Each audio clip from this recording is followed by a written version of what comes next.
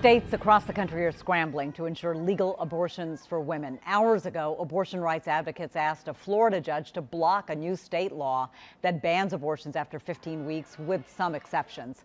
Similar action in Louisiana, where attorneys filed a lawsuit in an effort to stave off an abortion ban. We know the community supports us, and we'll be here. And we'll be here until the community gets what we want. And what do we want? We want the right to our bodily autonomy. That's what we want. Now here at home, protests continue in an area outside the state capitol.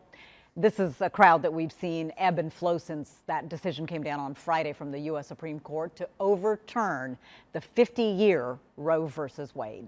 CBS 46's Madeline Montgomery is live right now. She's at the state capitol where some of those protesters are still remaining.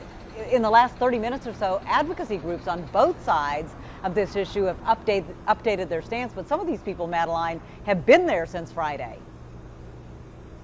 That is right, Gravir. Right now, we're going on almost 48 hours that folks have stayed put on the steps of the Capitol. Let me step aside so I can show you these people. You can see that they're sitting down because, again, they have been here straight through Saturday, but they were also out on Friday once that decision came out. And while this group is out here on the streets, virtually groups were going on and talking about their points both for and against abortion in news conferences today and in the last hour.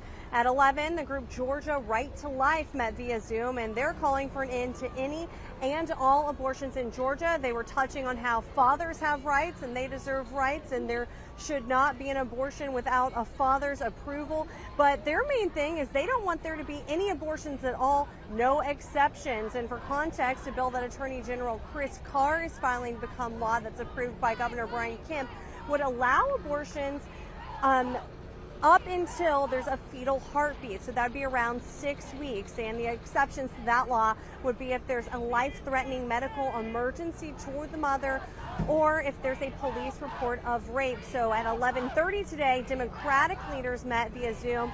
They were talking about the decision on Roe v. Wade. They talked about the heartbeat bill. They talked about its impact on Georgian women. They touched on the fact that they believe there are Republican lawmakers here in Georgia that want there to be no abortions, no exceptions at all in the state.